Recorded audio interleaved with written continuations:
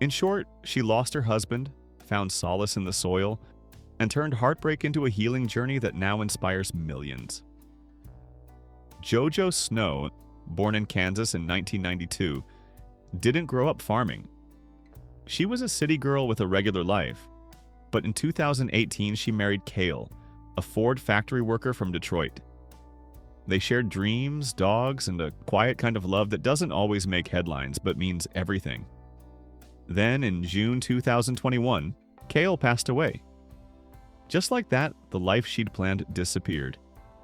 And JoJo was left with grief, land, and a question. Now what? Turns out her answer was, grow something new. Would you have the strength to keep showing up after a loss like that? Could you rebuild your life from scratch with nothing but land, love, and a YouTube camera?